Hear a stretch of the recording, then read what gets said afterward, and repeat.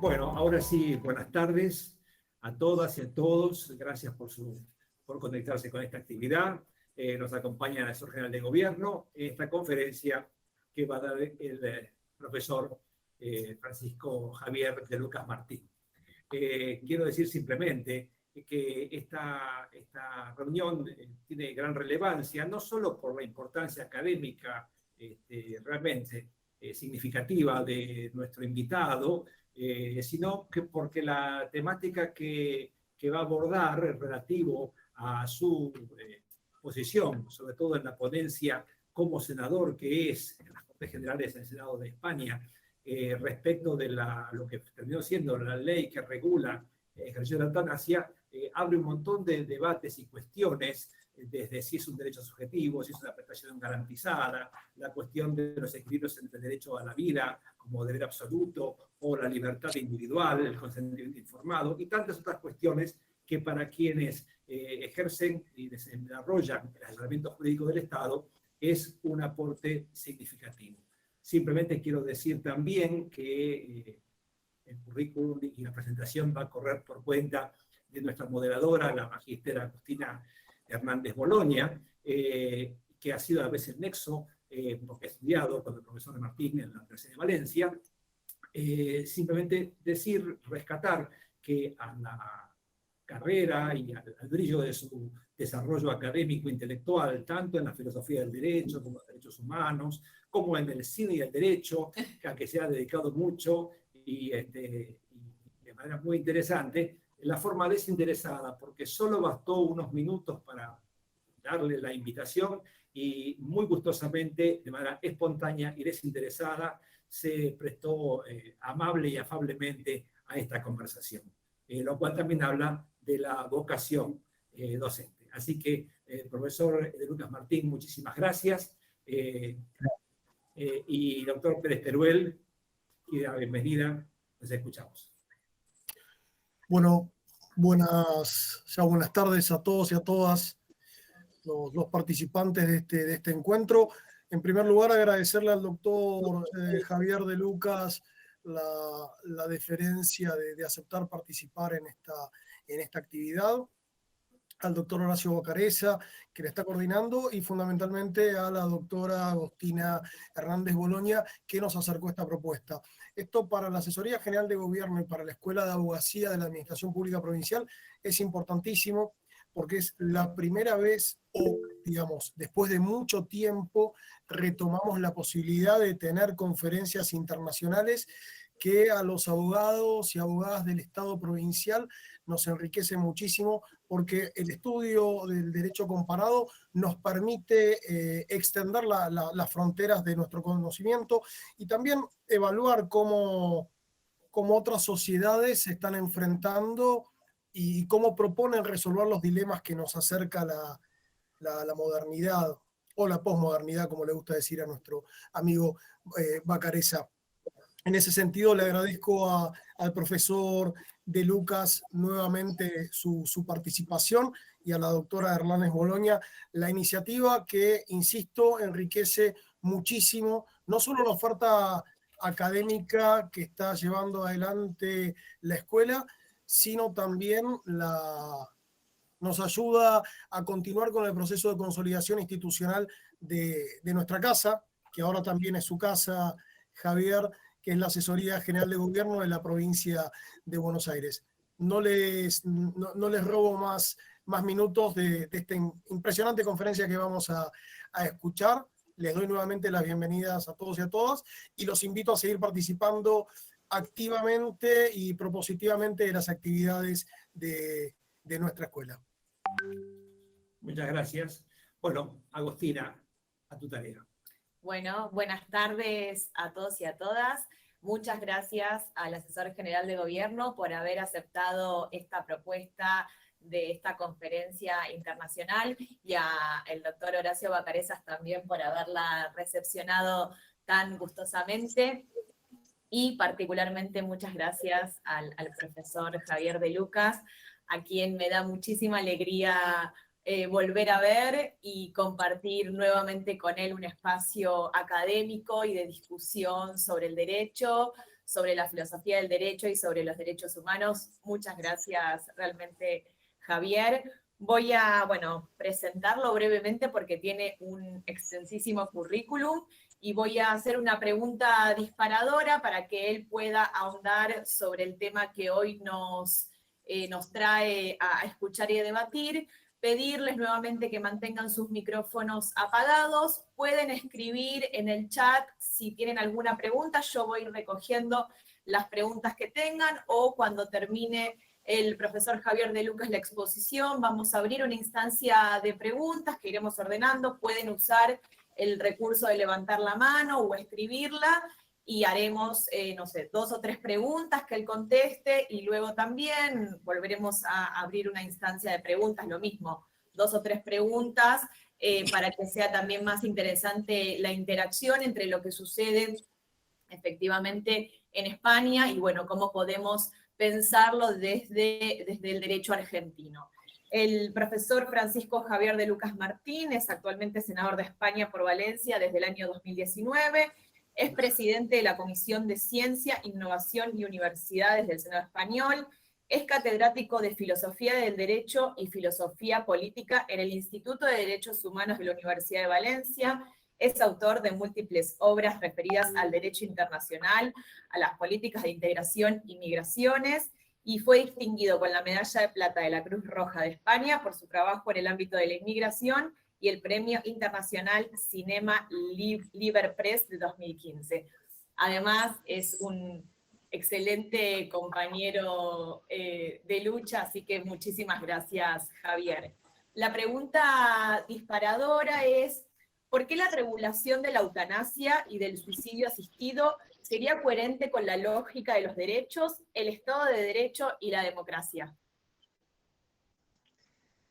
Bien, buenas tardes, buenas tardes desde aquí, espero que se me oiga bien, y ante todo lo que quiero es agradecerles esta oportunidad de estar con ustedes y compartir con un rato con ustedes, porque es una manera en la que, quizás se puede decir así, pues devuelvo tanto que a mí me han dado mis amigos y compañeros de la Argentina y desde luego de Buenos Aires, ¿no? Tengo un buen grupo de compañeros juristas, de profesores, de filosofía también, con los que mantengo una ya muy larga relación y de la que me he beneficiado enormemente siempre, ¿no?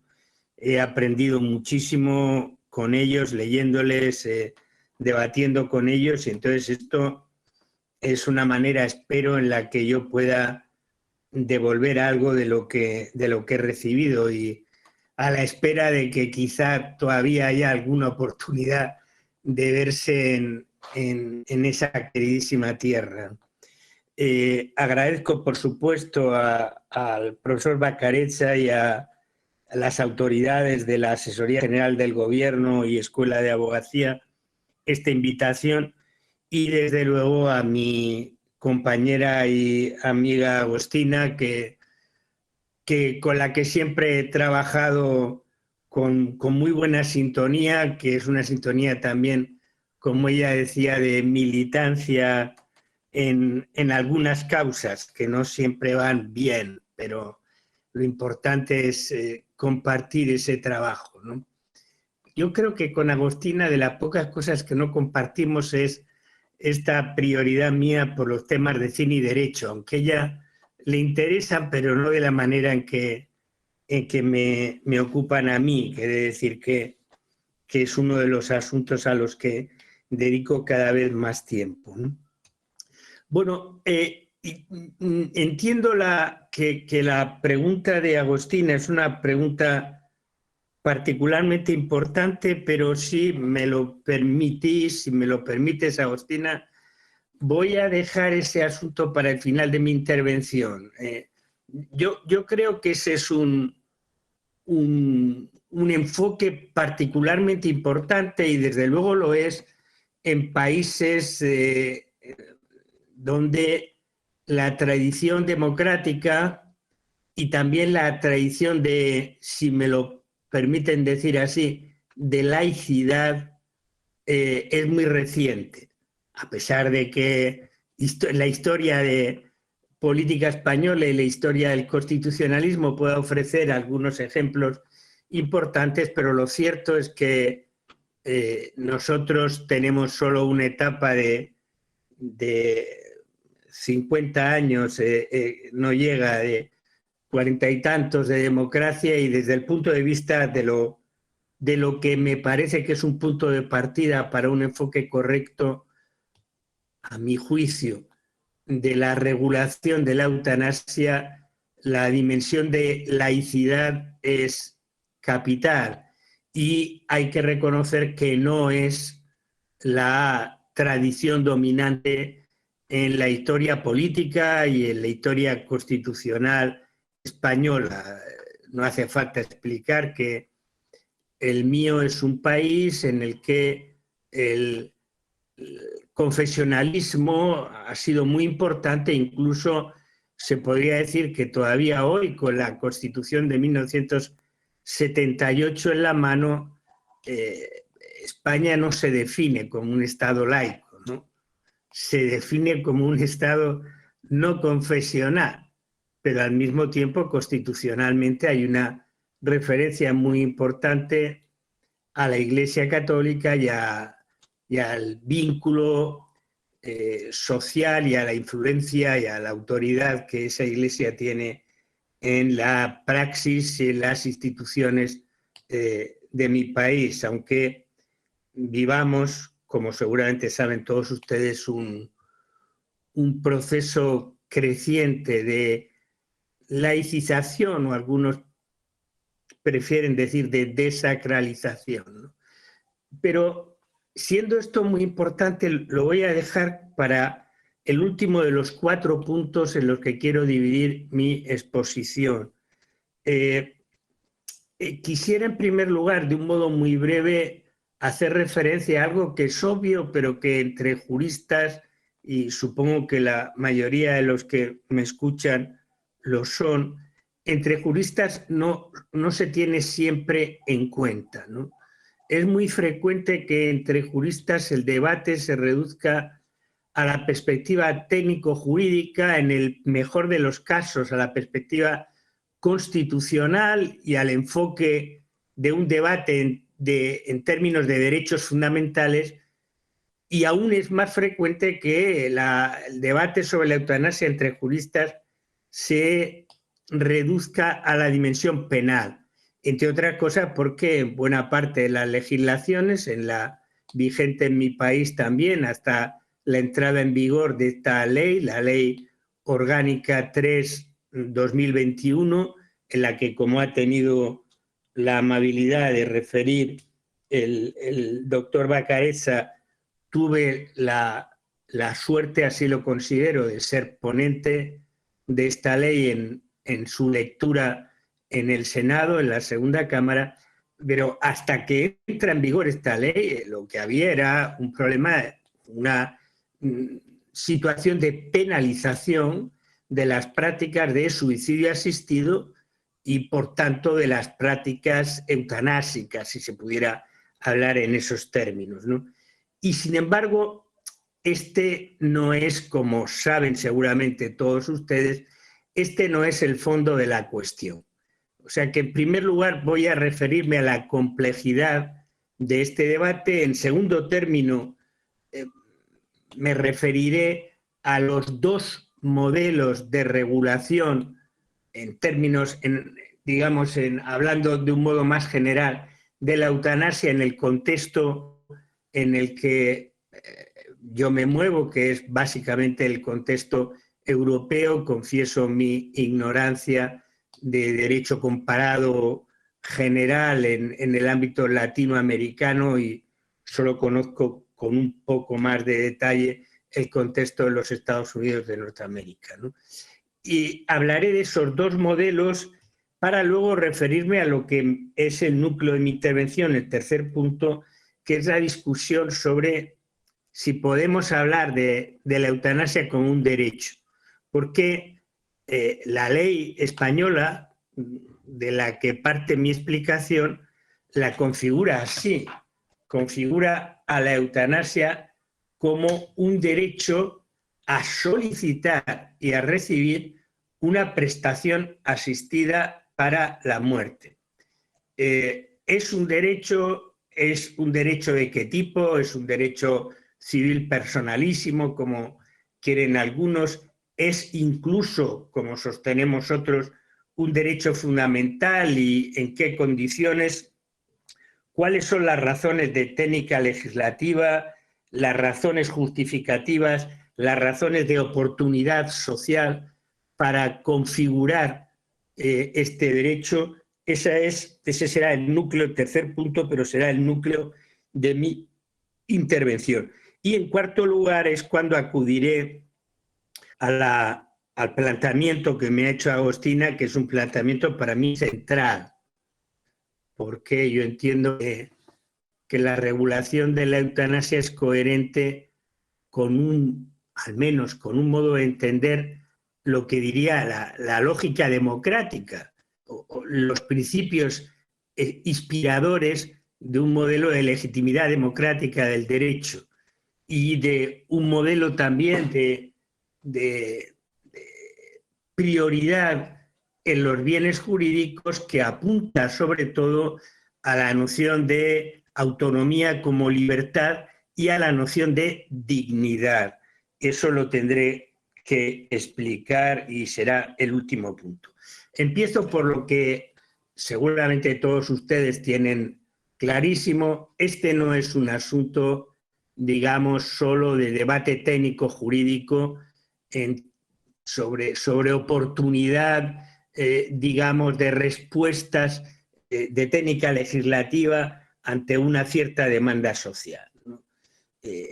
Está claro que aquí, como ha escrito, por ejemplo, Ronald Dworkin, que es uno de los autores en los que me inspiraré en mi exposición, sobre todo desde el punto de vista de la filosofía del derecho, como decía, como ha apuntado en muy diferentes escritos y en algunos de sus libros más conocidos sobre cuestiones de bioética, como refería antes el profesor Bacarezza,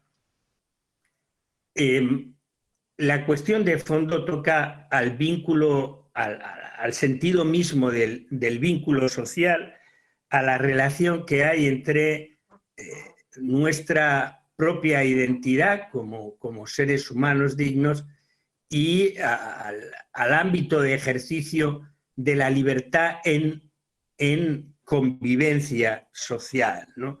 Al mismo tiempo toca, y eso es más evidente todavía, sigo repitiendo cosas evidentes, toca a algo que por muchos es definido como el núcleo que debe ser preservado por cualquier ordenamiento jurídico y político, que es garantizar la vida, entendida incluso en los términos que el propio Dworkin acepta de la santidad de la vida. Luego tendré que matizar en qué sentido se habla de la santidad de la vida, ¿no?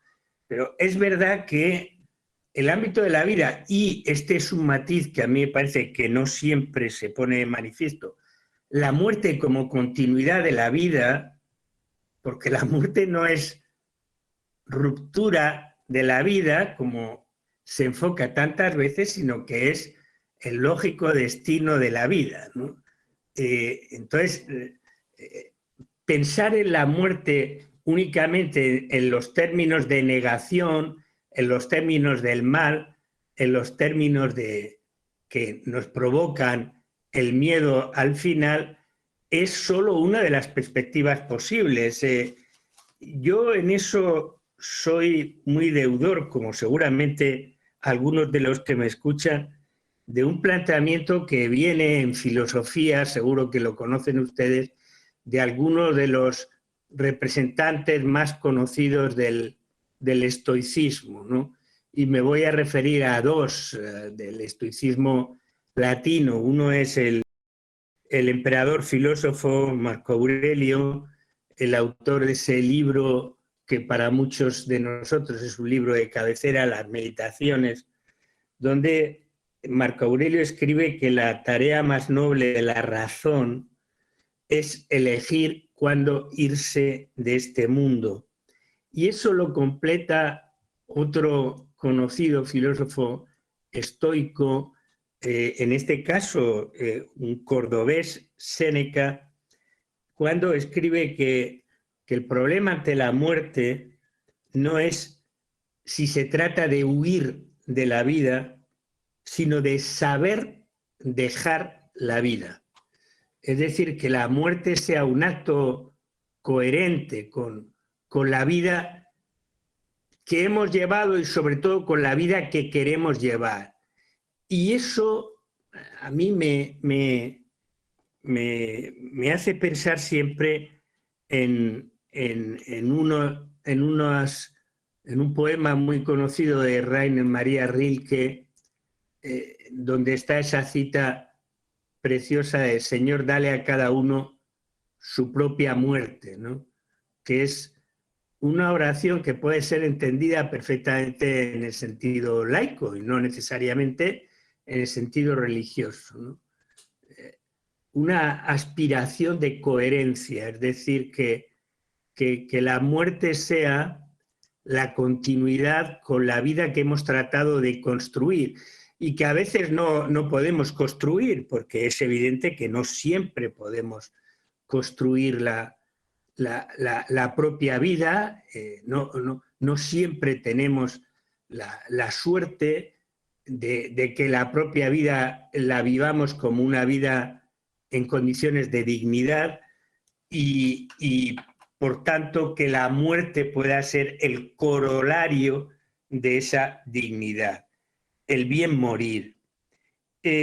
A mí me parece que cuando Dworkin en un alegato famoso como Amicus Curiae, en realidad Amici Curiae, porque lo hacen varios filósofos en el curso de un caso muy conocido, el caso Glucksberg, en 1997, Dworkin junto a Rawls y otros filósofos escriben un alegato para defender que la eutanasia no es un mal contrario a la dignidad, sino que por el contrario, al revés, la eutanasia puede ser entendida como el ejercicio de la coherencia en la dignidad de vida, es decir, la elección de una muerte digna y no de una muerte impuesta, ni de una muerte que, en opinión de la propia persona que desea esa prestación de la muerte, pugna con su dignidad. Yo creo que ahí es donde Dworkin, y volveré sobre ello en el último momento, en el último punto, donde Dworkin coloca bien la argumentación, es decir, realizar esa prestación de la muerte no va ni contra la vida, naturalmente que va contra la vida en el sentido de que es el final de la vida, pero no va contra la vida ni contra la dignidad de la vida, sino que por el contrario es una manera de respetar la dignidad de la vida en la medida en que es la propia persona quien, en condiciones que deben quedar claras y con garantías, expresa esa elección, que no una imposición. Dicho esto, que es repetir lugares comunes que ustedes conocen acerca de esas cuestiones que son filosóficas, ideológicas, que tocan al fondo de nuestras propias ideas y creencias, me refiero en segundo lugar a los modelos de aproximarse jurídica y políticamente a la regulación de la eutanasia. Me parece que hay básicamente dos modelos, hablando de un modo general. No me refiero a las leyes concretas. Luego hablaré del modelo de ley que inspira la ley de la que yo estoy partiendo, que es la ley española, la de marzo de 2021, que se basa, como seguramente saben muchos de ustedes, sobre todo en el modelo de legislación de eutanasia en los Países Bajos, aunque tiene en cuenta otras referencias también, ¿no? Pero diría que en términos generales hay dos modos de tratamiento normativo de la eutanasia.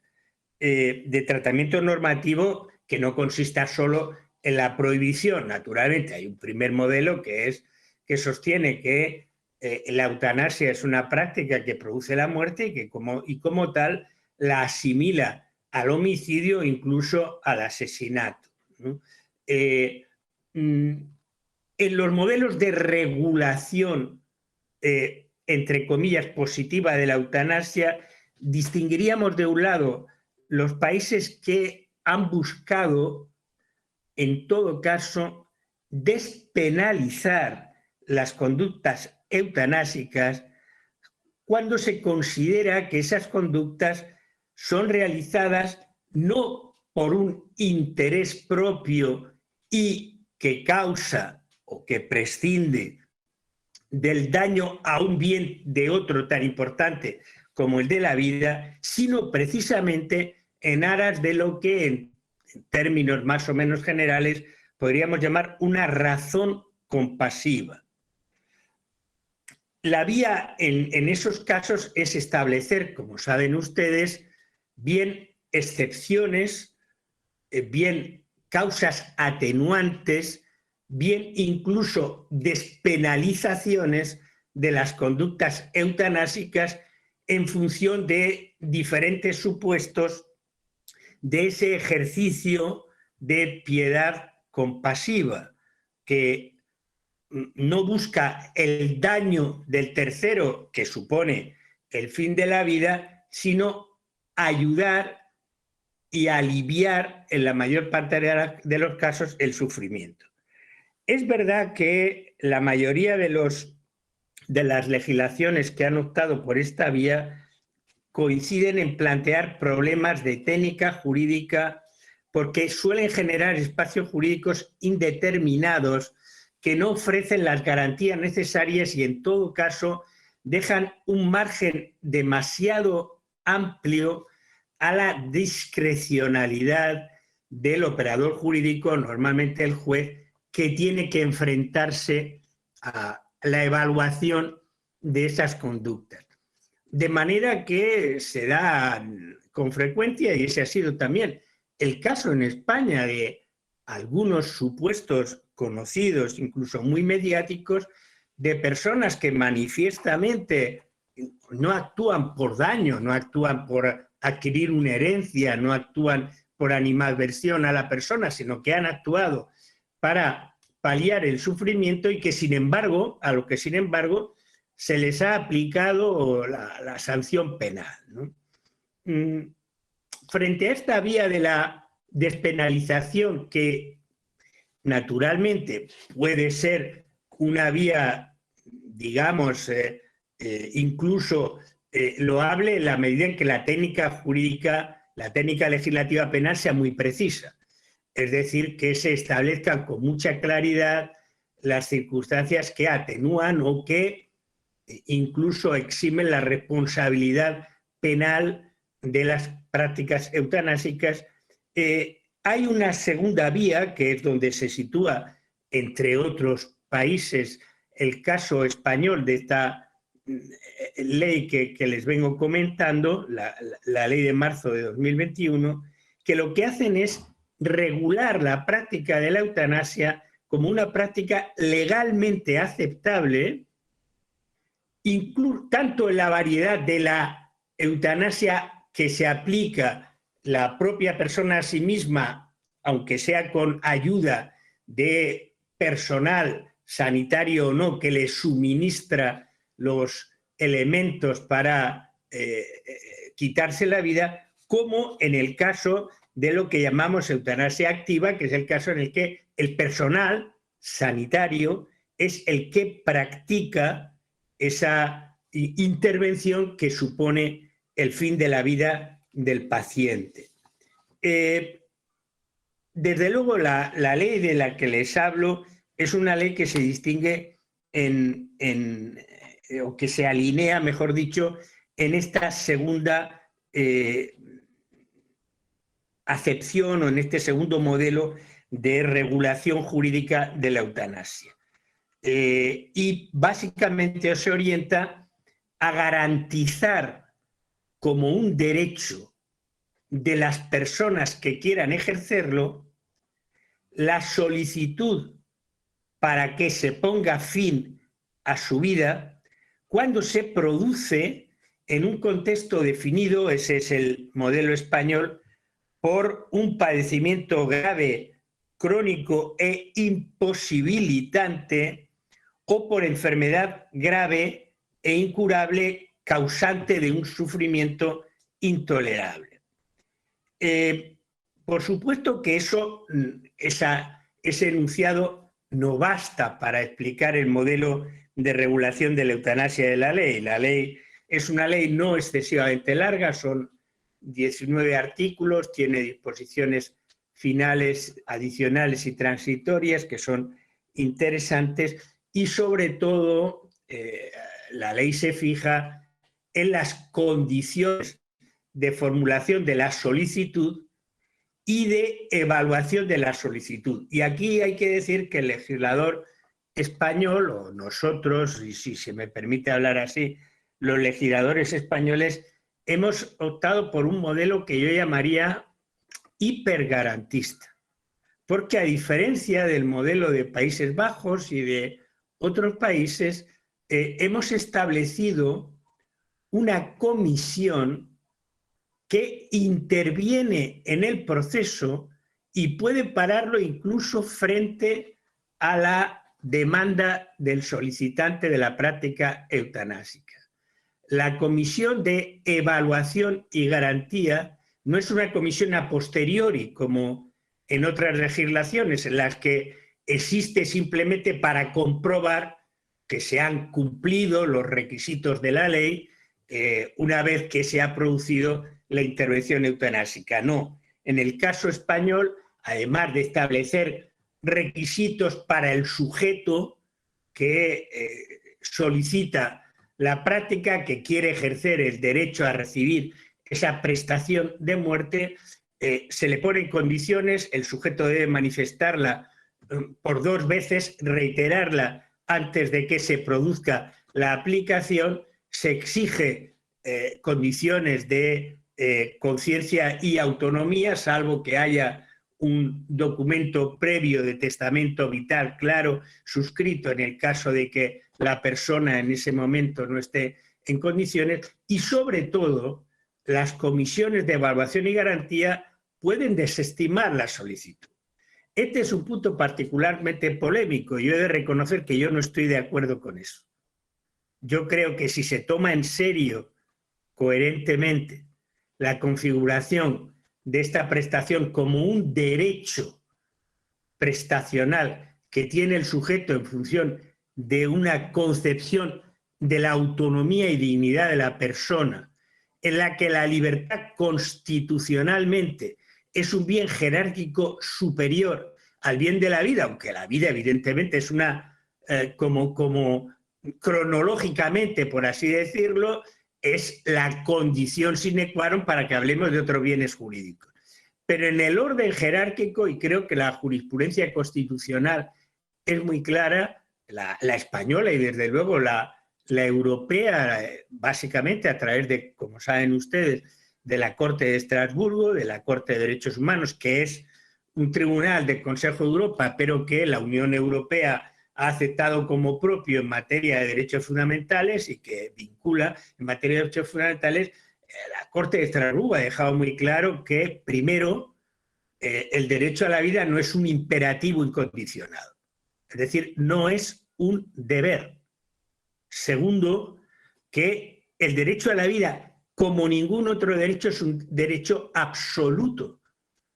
Es un derecho que debe ponerse en juego en relación con otros bienes jurídicos y que, por tanto, puede ceder también por decisión de la voluntad, naturalmente, si hablamos siempre de condiciones de expresión de voluntad libre, puede ceder ante otros bienes superiores.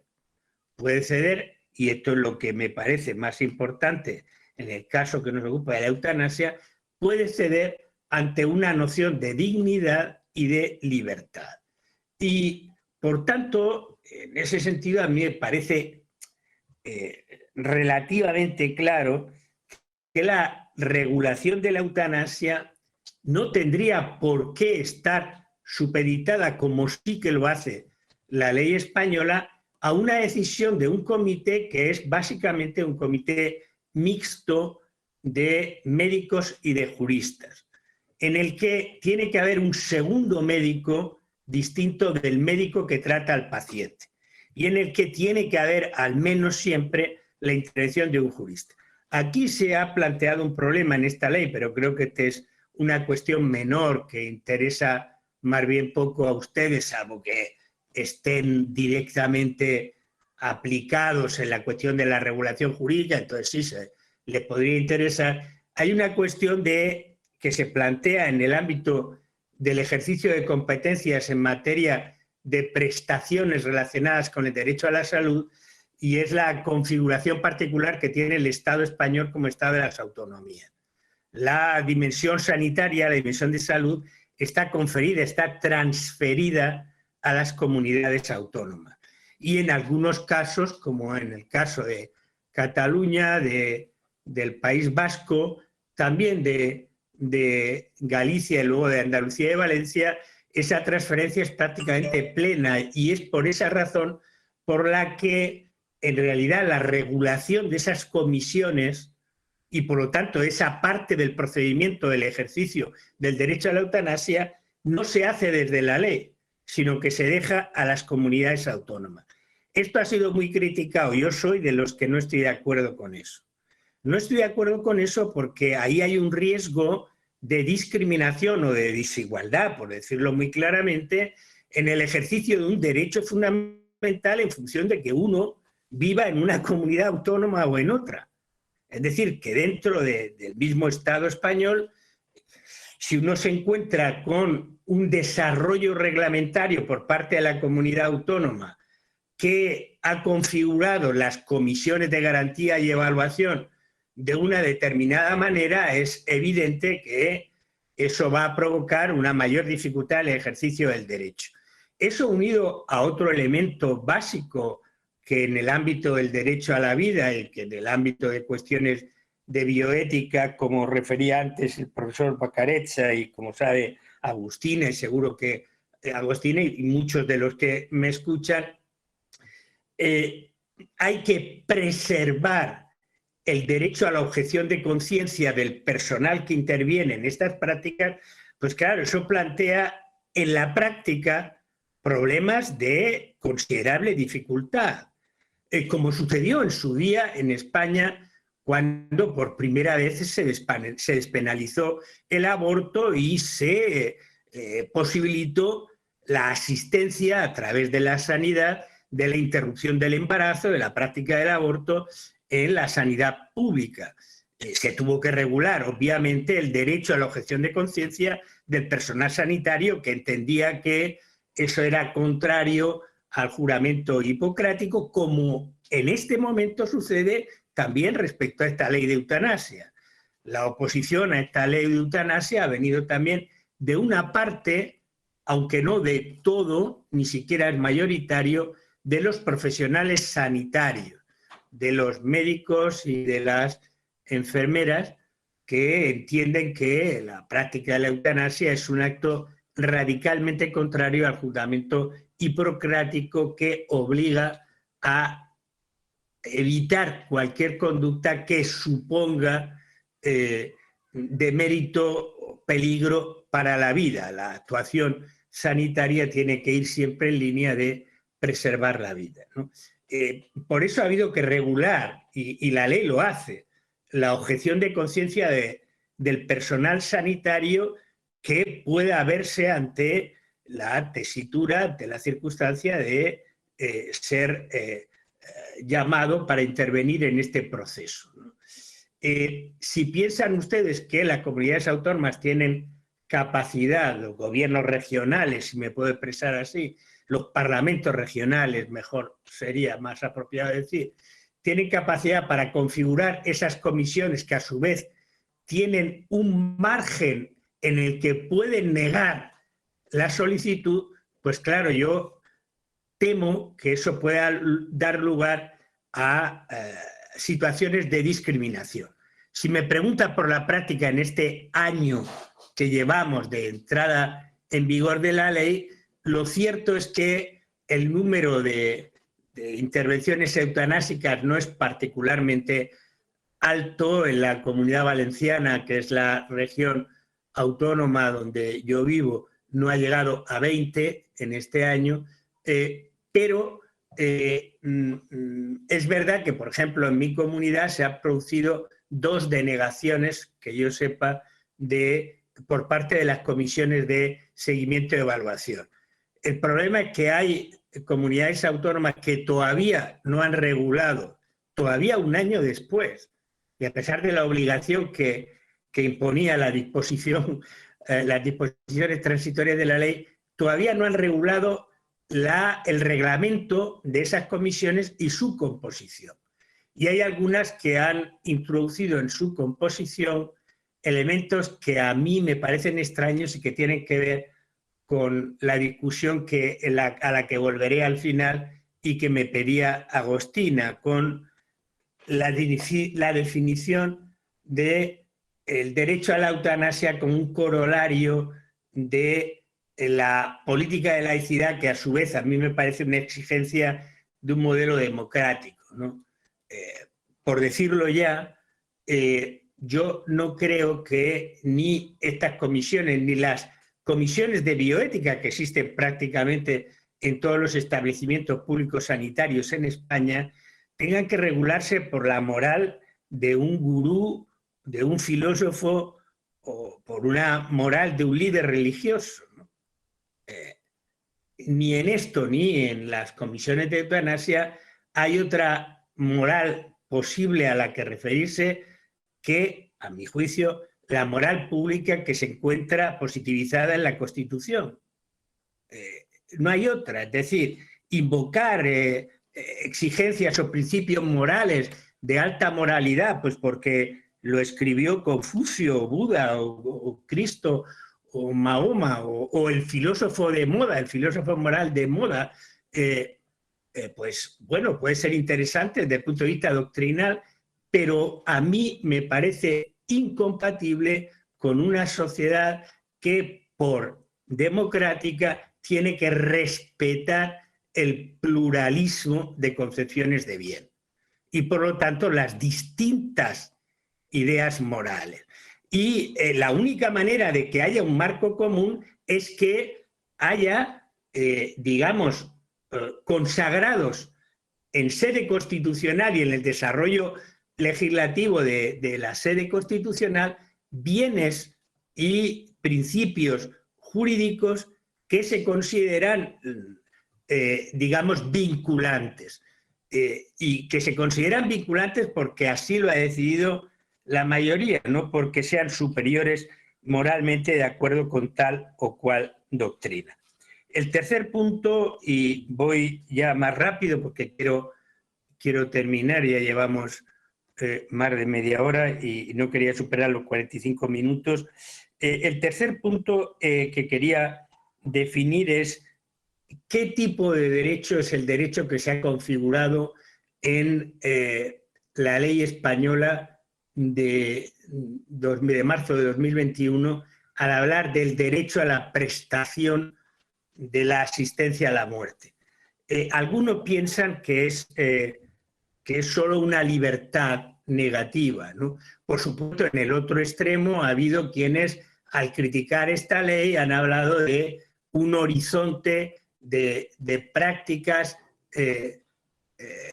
que se remontarían a modelos pues, casi de inspiración nazi, es decir, de prácticas de eliminación de personas enfermas, incluso con la supuesta coartada del coste que se evitaría sometiendo a prácticas eutanásicas a personas que son grandes dependientes de la sanidad pública y que, por tanto, suponen una carga importante para el Estado.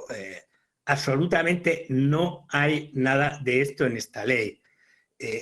Ante todo, porque esta ley lo que ofrece es lo que, en términos jurídicos, más que un derecho personalísimo o una libertad, yo lo llamaría, en los términos de la terminología de Hoffel, de desglose de lo que llamamos habitualmente derecho subjetivo, lo llamaría una exigencia de respeto de la propia autonomía.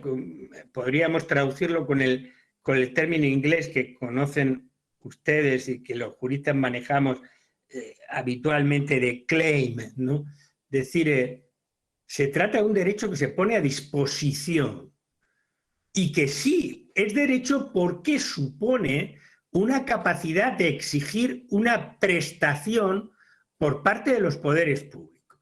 Y por tanto no es simplemente una solicitud, no es simplemente una recomendación, no es, digamos, una facultad en el sentido no jurídico disponible a quienes quieran ejercerla. No, tiene una capacidad vinculante en la medida en que esa exigencia cumpla con los requisitos que la ley impone en primer lugar para decir cuándo un sujeto puede pedir esa prestación, pedir, recibir, exigir esa prestación y cómo tiene que producirse la práctica de esa prestación.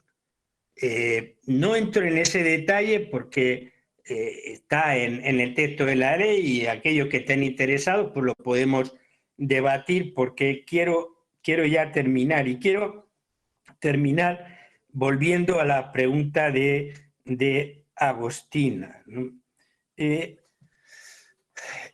Regular esta pretensión garantizada significa avanzar en la cultura de muerte, como han dicho los adversarios en el debate político, incluso en el legislativo, como se refería el profesor Bacarezza en el debate que tuvimos de las propuestas de veto en el Senado a esta ley, pues llegó a manifestarse esta afirmación de que la regulación de la eutanasia era coherente con lo que llaman una cultura de muerte, ¿no? Una cultura de desprecio hacia vidas desechables o vidas que valen menos, ¿no? E incluso de una manera, digamos, más argumentada y más interesante, se llegó a contraponer la ley de eutanasia con una ley de cuidados paliativos. Es decir, algunos de los que se oponen a la ley de eutanasia argumentaron, y además argumentaron bien, que en todo caso el esfuerzo legislativo tenía que ponerse en mejorar y desarrollar una ley de cuidados paliativos, porque esto era suficiente y esto era lo que era más coherente con una cultura de vida, ¿no? Y yo lo que creo es que, del mismo modo que no creo que sea incompatible la noción de dignidad y autonomía con la noción del derecho a la vida, que tiene como corolario el derecho a decidir sobre cuándo poner fin a la propia vida, que eso es como yo entiendo el derecho básico. O sea, esta pretensión garantizada por el derecho es para mí un corolario de una manera de entender el derecho a la vida.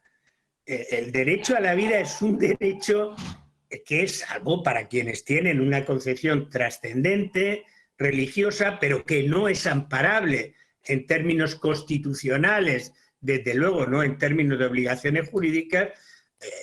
El derecho a la vida no es una obligación. Y el derecho a la vida no tiene como sujeto y dueño a Dios, ni al rey, ni a la autoridad política ni a la autoridad científica. El derecho a la vida tiene como titular al propio sujeto. Por eso también mi reticencia ante, que antes les comentaba, al modelo en como se han regulado las comisiones de garantía, que eso ha obedecido, creo, al miedo a no ir, diríamos en términos coloquiales, a no ir demasiado allá en la coherencia del planteamiento, ¿no? Yo creo que una sociedad democrática es una sociedad que respeta la autonomía individual y el derecho a elegir el propio plan de vida que elige, que implica también el derecho a cuándo partir de esa vida, ¿no? Y creo que como quiera que eso no es una obligación que se le impone a nadie, sino una oportunidad, una prerrogativa que se le garantiza solo a quien quiere ejercerla y además con condiciones y garantías de procedimiento, me parece que eso es lo más coherente con un modelo de sociedad pluralista, de sociedad democrática, que respeta la libertad y la dignidad de la persona. Porque la dignidad de la persona, y con esto acabo, a mi juicio, no significa la supeditación de la persona a valores ajenos a la propia conciencia y a la propia libertad personal. Eso es lo que es contrario a la dignidad. Por tanto, con Dworkin le doy la vuelta al planteamiento de quienes se oponen a la eutanasia diciendo que eso va contra la dignidad de la persona. Lo que va contra la dignidad de la persona es obligarle a vivir cuando esa persona no quiere vivir. Es posible que las personas que le obliguen a vivir lo hagan con la mejor de las intenciones, con el respeto a principios básicos, no solo a juramento hipocrático, sino a criterios básicos de la dignidad de la vida. Pero no hay dignidad cuando se obliga a una persona a vivir en contra de lo que la misma persona entiende que es la dignidad. Y con eso termino. Yo creo que la eutanasia, como práctica que es un derecho y no una imposición obligatoria, es una oportunidad para que cada uno de nosotros pueda decidir cuándo la dignidad de la vida le pide partir, en lugar de seguir viviendo como una obligación. Y aquí lo dejo. Muchísimas gracias por su paciencia. Muchas gracias, profesor. Muchas gracias, Javier. Estuvo clarísimo aquí tomando apuntes de los 4 puntos. Realmente agradecerte porque, bueno, estuve leyendo algunos de tus textos que luego copiaré en el link del chat, en el blog donde tenés escrito sobre este tema. Y la verdad es que abordaste todos los puntos, incluido el poema de Rilke, que te agradezco que lo hayas traído también a colación, pasando por los modelos, hablando de la despenalización, hablando de los cuidados paliativos, cómo intentan deslegitimar o intentaron deslegitimar la ley de regulación de la eutanasia diciendo que con los cuidados paliativos era suficiente, hablando también, pasando por lo de el derecho a la vida como un deber o como un derecho, bueno, todos los puntos que desarrollaste. Hay creo que 4 preguntas en el chat, te las voy a leer. En el caso de que alguien quiera también hablar o preguntar, puede levantar la mano o escribirlas acá. Yo te las voy leyendo, Javier, y bueno, te doy la palabra. Agradecerle a todos y a todas que estén aquí presentes. Hay conectadas aproximadamente 65 personas escuchando sobre este debate, así que muchísimas gracias a todos y a todas. La primera pregunta es de la doctora Mariana Manso, que dice: trazando un paralelismo entre nuestras sociedades, Argentina y España, ¿considera que haber atravesado el proceso de sanción de la ley de interrupción voluntaria del embarazo allana el camino para la sanción de una ley de eutanasia en Argentina? en tanto se ponen en juego las ideas de penalización, objeción de conciencia y el derecho a la vida? Esa es la primera, Javier. La segunda es de Pablo Gianpiccolo, que dice: ante todo, muchas gracias por la disertación. Teniendo como punto de partida que se trata de un derecho indudablemente basado en la libertad y la dignidad de los individuos, cómo su ejercicio compasivo merituado por un tercero garantiza discrecionalidad jurídica positiva, y en ese caso quedaría el individuo el sentido ético de esta comisión o junta evaluadora del caso. Los tiempos entre el pedido, ejercicio realmente fundado de ese derecho, y la decisión de la comisión de garantía, ¿no vulnera de algún modo la dignidad de la persona? Oscar Rubén Petrasini dice: profesor, le pregunto si ha ocurrido en el derecho español la interposición de una acción de inconstitucional de la norma específica que determina que un comité mixto intervenga en la decisión de poner fin a la propia vida, dado que sujetar ello a esa decisión implicaría ir en contra de los principios superiores de la libertad y dignidad humana. Y por último, terminamos, si querés, esta primera parte, Javier, contestás estas y luego volvemos a abrir otra instancia. Verónica Varas pregunta: buenas tardes. Yo quería saber si puede comentarnos en qué se fundaron las 2 denegatorias de los casos que hubo en su comunidad autónoma. Luego también hay muchos mensajes, Javier, de agradecimiento y felicitaciones. Bueno, vamos a ver, las 4 son preguntas que van a cuestiones fundamentales. Trataré de no extenderme en la respuesta, aunque merecerían las 4 una respuesta más detallada, pero Agostina, que me conoce perfectamente, sabe de mi radical incapacidad para la síntesis, y yo, como se dice en el castellano de España, en el español de España, me enrollo con una facilidad tremenda y me pierdo, ¿no? Entonces, voy a tratar de responder con brevedad, aunque con eso sacrifique cierta complejidad en las respuestas que debería hacer justicia al interés de las preguntas, ¿no?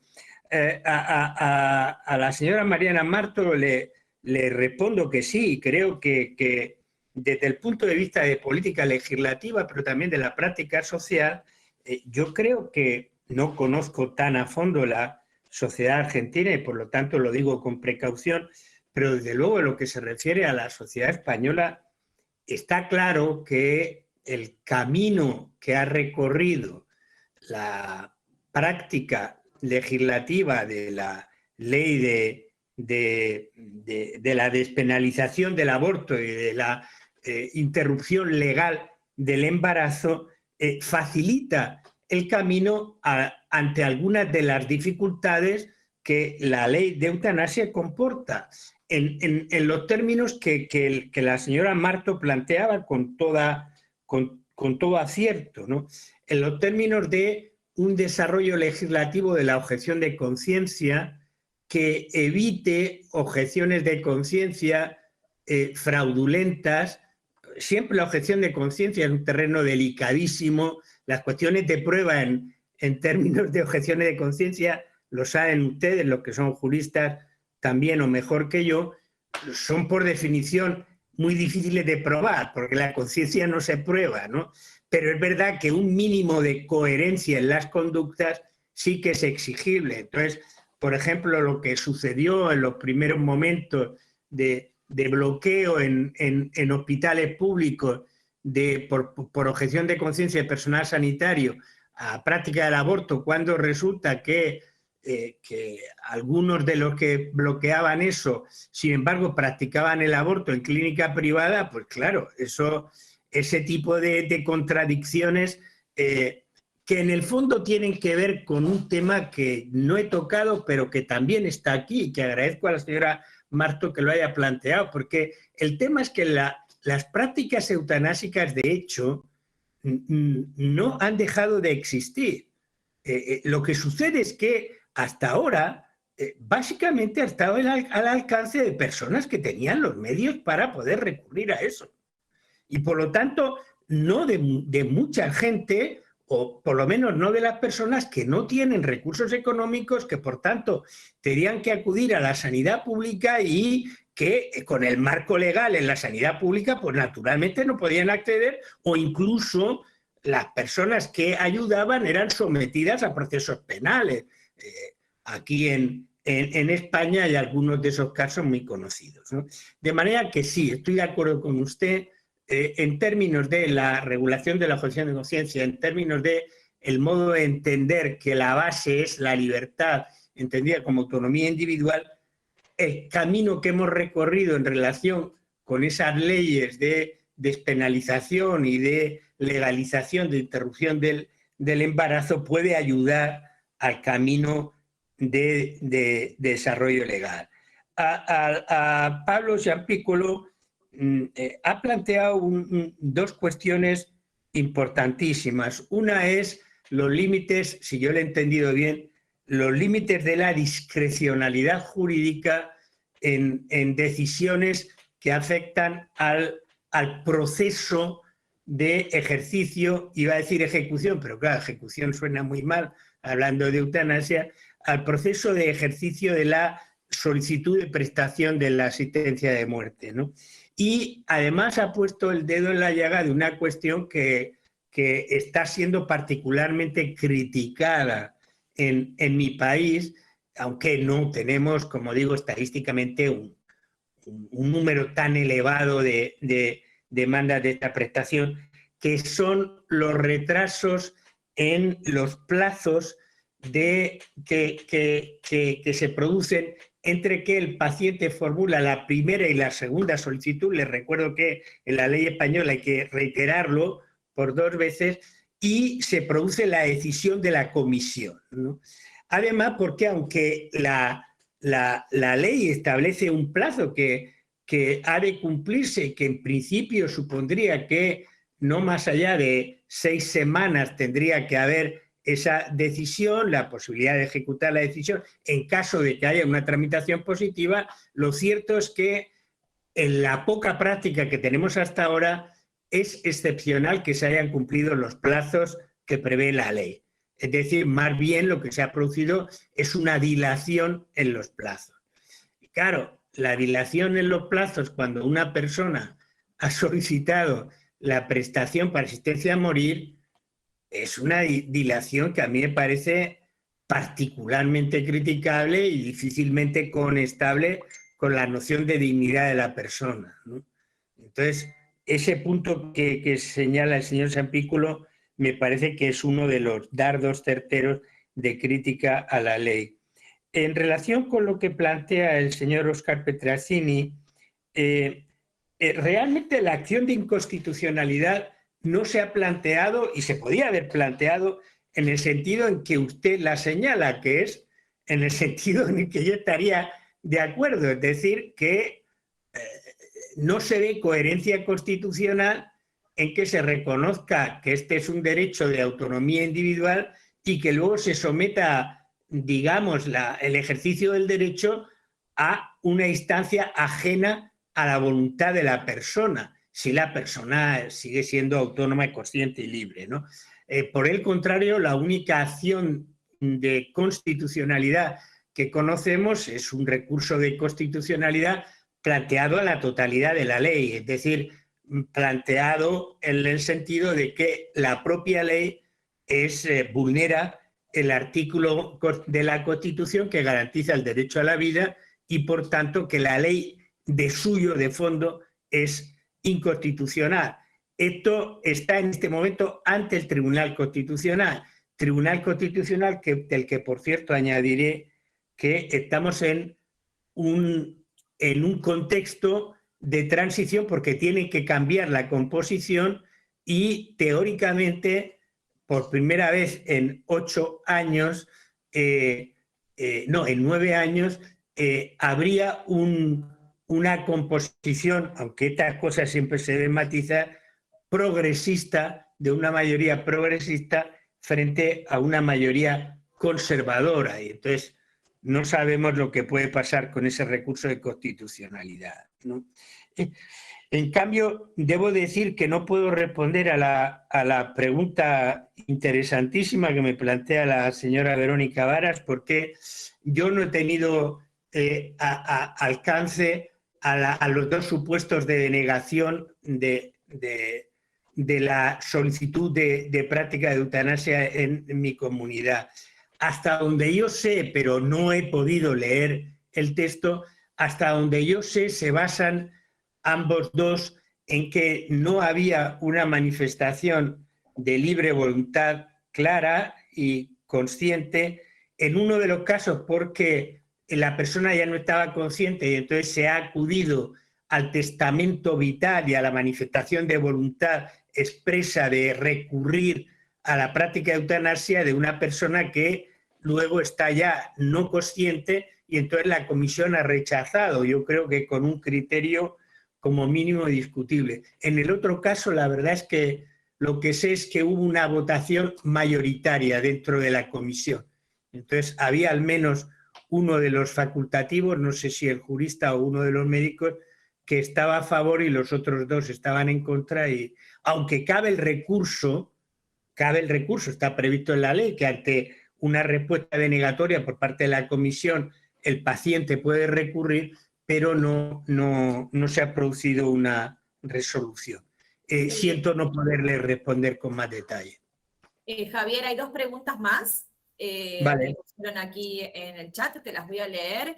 Vale. María Laura Levene pregunta, en Argentina se apela al término ortotanasia, eutanasia pasiva, ¿es un camino? Y la segunda de José María Tau, que dice, dando por sentado que la referencia a la filosofía estoica, se comparta o no, es o supone también una moral. 1. ¿No coincidiría el disertante que en el ámbito de la medicina, aquí el obligado a dar la muerte es un equipo médico, soslaya abiertamente otras funciones de la medicina moderna, como la de paliar? Es absolutamente excepcional, hoy el dolor inmanejable. Y 2, ¿no cree que al incorporar una noción subjetiva como padecimiento, la intervención de una comisión objetiva es necesaria? Yo voy a aprovechar y a sumar una pregunta más que nada como una reflexión que luego de leer tus escritos, que repito, pondré tu blog aquí en el chat para quienes estén interesados puedan seguir estos textos, puedan leerlos, e incluso también el Twitter, donde solés escribir muchas reflexiones relacionadas con el derecho. Cuando leí los textos que escribiste sobre eutanasia, me quedé con una de las preguntas capaz más importantes en términos jurídicos, pensando en el jurídico, y es, ¿cuál es el bien jurídico dañado y más relevante que la libertad individual a la hora de no reconocer la regulación de la eutanasia como derecho y aún penalizarla? Vale, son 3 preguntas y la verdad es que las 3 me darían pie para estar hablando bastante tiempo, porque las 3 plantean, digamos, cuestiones como mínimo controvertidas. Para mí en particular la segunda, pero voy con ellas, ¿no? Yo he de decir que no estoy cómodo en relación con la primera, con la pregunta de Laura Levene, no estoy cómodo con la noción de ortotanasia. Y no sé si yo entiendo ortotanasia en el mismo sentido que lo maneja usted, porque por ortotanasia se entiende la actuación correcta ante la muerte por parte de quienes atienden al que sufre una enfermedad incurable o en fase terminal, es decir, que está siempre referida al profesional de la salud, ¿no? Yo creo que eso es como mínimo discutible, ¿no? Porque la noción de ortotanasia puede también entenderse como simplemente igual a la noción de solicitud de la práctica de asistencia a la muerte, sin más, ¿no? Y entonces decir, la ortotanasia es la eutanasia practicada con arreglo a la, digamos, criterios correctos establecidos, bien sea por la práctica y la deontología médica, bien sea por la deontología normativa. De manera que no sabría responder bien a esta cuestión. Creo que es una cuestión, para mí, terminológica, lo que no quiere decir que las cuestiones terminológicas no sean importantes. Para los juristas son importantísimos porque nuestras herramientas son las palabras, ¿no? Pero yo no acabo de ver qué es lo que añade la noción de ortotanasia al tratamiento de la eutanasia indirecta o directa que hemos visto y a la regulación normativa. En relación con la pregunta que me hace José María Artau, hay muchas cuestiones ahí de fondo, ¿no?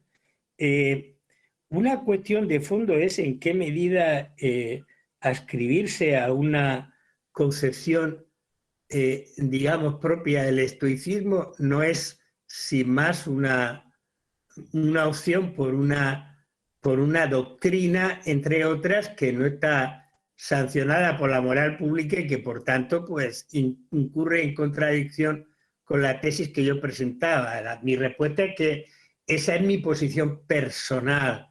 O sea, yo estoy más cerca de la filosofía estoica y estoy más cerca de la consideración de la muerte que encontramos en las meditaciones de Marco Aurelio o en bastantes de las epístolas de Séneca, ¿no? Pero eso no es, digamos, el fundamento, siendo naturalmente una concepción doctrinal que yo comparto, no es el fundamento de mi posición jurídica en torno a la ley. Y yo creo además que en términos constitucionales la respuesta no está en que lo dijo Marco Aurelio, lo dijo Séneca. La respuesta en términos constitucionales es en lo que es acorde con la interpretación constitucional. Y la interpretación constitucional la construye, al menos en sentido negativo, en el modelo constitucional español, el Tribunal o Corte Constitucional, y por encima, en materia de derechos humanos, que no en todos los temas constitucionales, claro está, como decía la doctrina de la Corte de Estrasburgo. Y a mí sí que me parece que en esos términos la posición que sostiene la configuración de la eutanasia como un derecho, como una prerrogativa de exigir la prestación de la asistencia a la muerte es coherente con esa posición. Otra cosa que es más complicada son otras dos cuestiones que usted planteaba, que el señor Tau planteaba. Una era la contraposición con la medicina paliativa. Y esto que usted ha sostenido en su intervención, a mí me parece menos pacífico de lo que parecía que usted sostenía. Es decir, yo no soy médico, eso que quede claro, ¿no? Y tampoco soy neurocientífico ni psicólogo. Pero decir que ya no hay sufrimientos intratables desde el punto de vista médico, a mí me parece como mínimo una afirmación controvertida.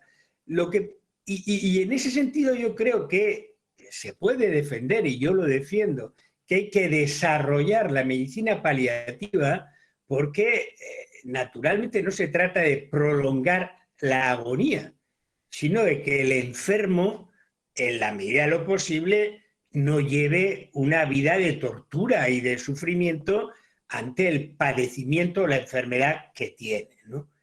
Pero eso no agota, digamos, el campo en donde yo creo que actúa la eutanasia, porque hay pacientes que no quieren solo sufrir menos, si lo que quieren es dejar de vivir. Y a mí me parece paternalista el argumento del médico que le dice, no, usted en realidad no quiere dejar de vivir, usted en realidad lo que quiere es no sufrir y no se preocupe que yo le garantizo que no va a sufrir. Oiga, eso lo puede decir usted como médico, pero el que decide sobre lo que yo quiero soy yo. Y si yo lo que quiero es dejar de vivir, es que lo que quiero no es dejar de sufrir. Que la decisión de dejar de vivir puede ser una parte importante el padecimiento, y aquí vamos a su tercera y muy interesante apreciación, porque también es controvertida, en qué medida el padecimiento, la noción de padecimiento que está también en esta ley, supone la remisión a una condición subjetiva difícilmente objetivable. Y yo no lo niego. Yo creo que padecimiento, por su propia definición, es una apreciación subjetiva. Y estoy convencido de que los umbrales de padecimiento no son los mismos en un sujeto que en otro. Pero no creo que el hecho de que el padecimiento sea un criterio subjetivo invalide la noción del derecho a la eutanasia. Porque, en definitiva, quien sufre, quien padece, es la persona y no el médico que le trata. Y el médico, con su conocimiento superior, puede decir, no, este padecimiento no es tanto como usted estima, porque a lo mejor, permítanme la broma, pues yo padezco cada vez que veo que me acercan una aguja a la vena y realmente pues es un padecimiento exagerado, es lo que en el español de aquí llamamos una conducta aprensiva, un temor desmedido, ¿no? Y claro, pues ese temor no responde a una realidad objetiva. Pero claro, no estamos hablando de eso, estamos hablando de personas que no pueden aguantar esos padecimientos, ¿no?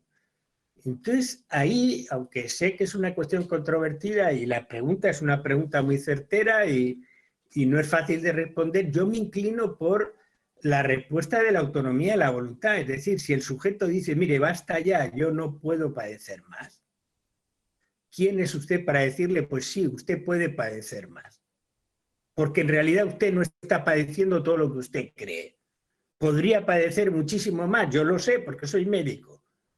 Y yo sé hasta qué punto puedo aliviarle el padecimiento. No, vale, sí, pero el médico no tiene un poder sobre el paciente para decidir sobre su vida contra su voluntad. Ese es mi planteamiento. Aunque tenga juramento hipocrático, porque el juramento hipocrático no le da derecho para sustituir la libertad de la persona.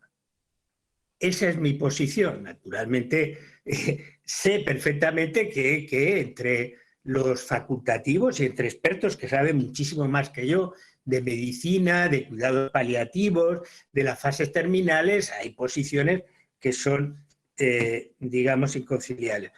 Si se me ha hecho, me he enrollado tanto que se me he olvidado de tu pregunta. ¿Cuál era tu pregunta? Perdóname. No, yo te decía que había rescatado de los textos y de todo lo que había leído, que escribiste sobre eutanasia, la importancia de hacernos la pregunta, quizás es un poco más técnica, jurídica, de cuál es el bien jurídico dañado y más relevante de la libertad individual a la hora de no reconocer la regulación de la eutanasia como derecho y aún penalizarla. Me parece que las preguntas, cuando los abogados estamos ante una ponderación de derechos, la pregunta de cuál es el bien jurídico dañado es la que puede llevarnos a una respuesta. Sí, sí, por supuesto. Y además eso es coherente con un principio básico en ponderación de derechos, como saben ustedes perfectamente, los que tienen tanta experiencia trabajando en materia de derechos humanos, que es el principio de evitar el daño, que es una posición liberal que se encuentra en O'Liberty, en Stuart Mill, ¿no? O sea, frente digamos, a la descalificación paternalista, el argumento es, bueno, es que se trata de evitar un daño. Bueno, pero ponderemos el daño del que se trata, ¿no? Yo creo que, si me permites una analogía que a Agos le va a gustar, no sé si es una analogía impropia y a otro le va a parecer efectivamente impropia, aquí estamos ante algo similar a lo que sucede en materia de derecho migratorio con la polémica en torno a las prácticas de devoluciones en caliente, ¿no? Es decir, ¿por qué se autoriza a que haya una expulsión sin instruir el expediente administrativo al que obliga la ley, para sujetos que se dice que todavía no están en territorio español porque han saltado la valla, pero esa valla no es territorio español. Primero, el argumento es falaz porque sí que están en territorio español. Es decir, la valla marca territorio español y, por tanto, la persona que cae de ese lado de la valla está en territorio español bajo competencia jurisdiccional y bajo competencia de dominio del Estado español. Y, por lo tanto, le obligan a sus oficiales administrativos la vinculación con la propia ley de extranjería, que obliga a instruir expediente, a que haya un sistema de controversia de defensa con una decisión de una autoridad judicial. Pero lo importante, y por eso venía la analogía, admito que impropia, es cuál es el bien jurídico que estas personas han violado. El bien jurídico tan grave, ¿no? Entonces, hay quien dice que el bien jurídico grave es la integridad del territorio, ¿no? Claro, la integridad del territorio como bien jurídico, que es casi como decir la independencia es la base misma del Estado, porque sin un territorio bajo soberanía no existe el Estado, ¿no? Entonces, pensar que estas personas están poniendo en peligro ese bien jurídico y que ese supuesto bien jurídico se puede balancear a favor de ese bien jurídico con la noción de libertad de movimiento, con el derecho a la defensa, con el derecho a ser escuchado, etcétera, a mí me parece sinceramente un disparate, me parece una desproporción.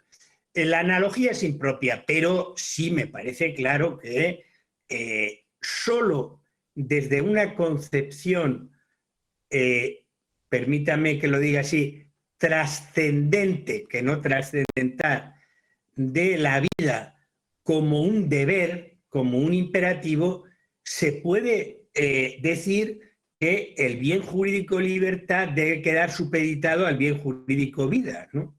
Yo creo que en esa controversia el bien que debe prevalecer es la libertad. La libertad en el sentido de la autonomía individual, de la decisión de la propia persona, ¿no?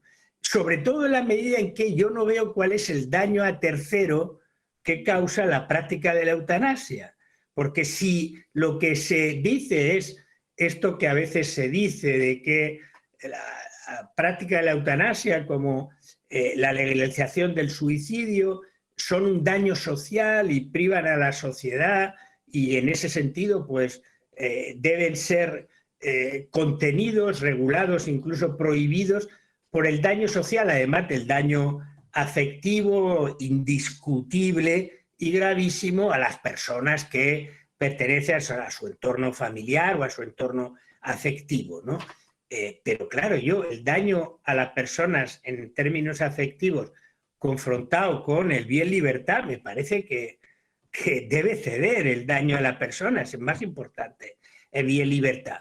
Y el hipotético daño a la sociedad por la pérdida de la vida de un ser humano, naturalmente que la vida de un ser humano, y en eso hay textos de la tradición judía muy elocuentes y preciosos, es un daño que se hace a toda la humanidad, ¿no? Pero en la confrontación de bienes jurídicos, que es la pregunta de Agor, a mí me parece claro que no se puede pasar por encima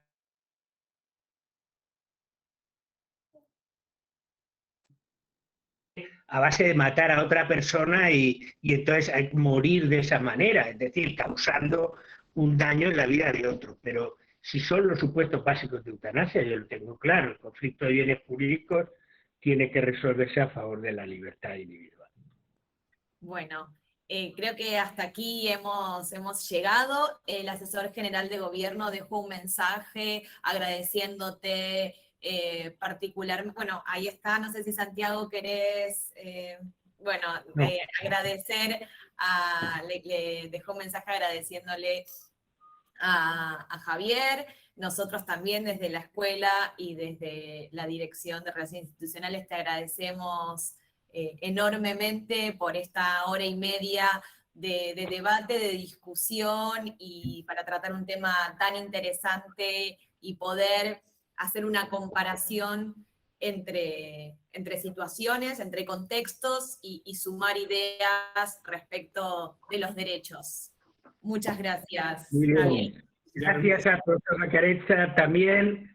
Gracias a todos por la paciencia de escucharme y ojalá que tengamos otra oportunidad de vernos, incluso no telemáticamente. Esperemos que sí. Quiero decir simplemente que hay otras preguntas, aclaraciones de José María Tau también, que agradece, por supuesto, pero bueno, lo acotado de esto creo que ha sido suficiente abusar de su generosidad. Muchísimas gracias a usted, profesor. Gracias a todos. Chao. Hasta la próxima. Adiós.